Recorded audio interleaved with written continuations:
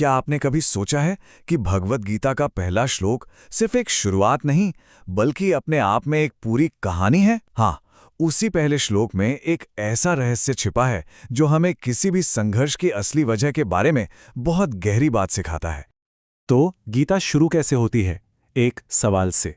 ये सवाल अंधे राजा धृतराष्ट्र अपने सारथी संजय से पूछते हैं। पहली नज़र में देखें तो सवाल बहुत सीधा सा लगता है। एक राजा बस ये जानना चाहता है कि युद्ध के मैदान पर जो सेनाएं इकट्ठा हुई हैं वो आखिर कर क्या रही हैं। लेकिन ये कोई मामूली सवाल नहीं है। महाभारत जैसे इतने बड़े युद्ध के असली बीज अगर आप देखें तो इसी एक सवाल के अंदर छिपे हुए हैं। और आज हम यही समझने वाले हैं कि कैसे एक छोटा सा सवाल अपने अंदर संघर्ष का पूरा मनोविज्ञान छिपाए हुए है। चलिए इस पहेली को सुलझाते हैं। इसके लिए श्लोक को दो हिस्सों में तोड़कर देखते हैं। पहला हिस्सा है युद्ध की जगह, यानी वो युद्ध क्षेत्र। श्लोक का पहला शब्द है धर्म क्षेत्र। इसमें जो क्षेत्र है ना, उसका सीधा सा मतलब है एक मैदान, एक जमीन का टुकड़ा, एक फिजिकल लोकेशन। यहां तक तो सब कुछ बड़ा सिंपल है। लेकिन असली मजा तो तब आता है जब क्षेत्र के साथ धर्म शब्द जुड़ता है। देखिए, धर्म सिर्फ कोई मजहब या ड्यूटी नहीं है, ये एक बहुत बड़ा, बहुत गहरा आइडिया है। इसमें कॉस्मिक लॉ, सही आचरण और चीजों का सच्चा स्वभाव सब कुछ आ जाता है। और जब ये दोनों शब्द मिल जाते हैं तो बनता है धर्म क्षेत्र। ये बस एक शब्द नहीं है, ये पूरा सीन सेट कर देता है। ये हमें बताता है कि ये कोई आम लड़ाई का मैदान नहीं है। नहीं, ये एक पवित्र भूमि है जहां सिर्फ जमीन के लिए लड़ाई नहीं हो रही, बल्कि धर्म और अधर्म के बीच फैसला होना है। यहां किए गए हर काम का एक वजन है और वही भाग्य तय करेगा। तो युद्ध क्षेत्र तो समझ आ गया, लेकिन अब आता है श्लोक का सबसे जरूरी हिस्सा। वो है राजा धृतराष्ट्र के शब्दों का चुनाव, जिसने सब कुछ बदल कर रख दिया।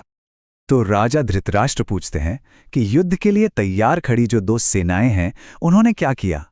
अब ये कोई अनजान सेनाएं नहीं हैं, ये एक ही परिवार है। एक तरफ उनके 100 बेटे हैं और दूसरी तरफ उनके ही भतीजे पांडव। और यहीं पर, बस यहीं पर राजा के मन की असली तस्वीर साफ हो जाती है। वो अपने बेटों के लिए शब्द इस्तेमाल करते हैं मामकाहा, जिसका मतलब है मेरे। इसमें एक गहरा अपनापन, एक इमोशनल अटैचमेंट है। लेकिन अपने ही भतीजों के लिए वो कहते हैं पांडवा, यानी पांडु के पुत्र। ये कितना फॉर्मल, कितना दूर का रिश्ता बना दिया। बस इसी एक शब्द के फर्क से उन्होंने हम और वे का बंटवारा कर दिया। सोर्स के मुताबिक शब्दों का यही चुनाव, यही भेदभाव इस पूरे संघर्ष की असली जड़ है। इसी ने राग और द्वेष को, यानी अटैचमेंट और नफरत को जन्म दिया। सच तो ये है कि असली लड़ाई मैदान पर बाद में शुरू हुई, पहले वो राजा के मन में शुरू हो चुकी थी। अब मन के अंदर इस बंटवारे का नतीजा क्या होता है, इसे समझाने के लिए सोर्स एक बहुत ही जबरदस्त रूपक, एक मेटाफर का इस्तेमाल करता है। ये हमें दिखाता है कि मन की एक जैसी उथल-पुथल से दो बिल्कुल अलग-अलग नतीजे कैसे निकल सकते हैं। इसे ऐसे समझिए जैसे दही का मंथन होता है ना? जब मन में कन्फ्यूजन, डर और पक्षपात जैसी भावनाएं घूमती हैं, तो वो भी एक मंथन जैसा ही है। और इस मंथन से दो चीजें निकल सकती हैं, या तो जहर या फिर मक्खन। तो पहले केस में धृतराष्ट्र का मन है, उनका पक्षपात, उनका मेरे का भाव इस संघर्ष का मंथन करता है। और इस मंथन से निकलता क्या है?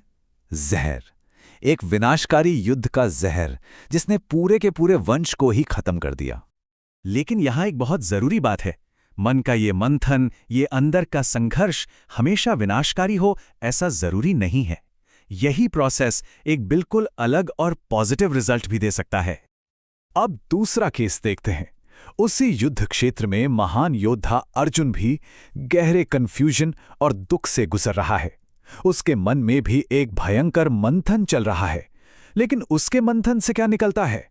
गीता के गहरे ज्ञान का मक्खन, जो आज भी पूरी दुनिया को रास्ता दिखाता है। तो इसका मतलब क्या हुआ? मतलब यह है कि मन की उथल-पुथल तो सबके साथ होती है, ये यूनिवर्सल है। धृतराष्ट्र ने भी अनुभव किया और अर्जुन ने भी। लेकिन नतीजा क्या होगा, जहर या मक्खन, ये एक चॉइस है। ये पूरी तरह हमारे नजरिए और हमारी नीयत पर निर्भर करता है। तो चलिए वापस उस पहले श्लोक पर चलते हैं। अब ये सिर्फ एक सवाल नहीं लगता, है ना? ये साफ साफ दिखाता है कि असली लड़ाई युद्ध के मैदान पर शुरू होने से बहुत पहले ही धृतराष्ट्र के मन में मेरे और पराये के भेद के साथ शुरू हो चुकी थी। आखिर में ये एक सवाल हमें यही सिखाता है कि किसी भी संघर्ष का नतीजा बाहरी घटनाओं पर उतना निर्भर नहीं करता जितना हमारे अंदर के नजरिए पर करता है। पक्षपात और अपनापन विनाश की तरफ ले जाता है, जबकि उसी कन्फ्यूजन में सच की खोज ज्ञान का दरवाजा खोल देती है।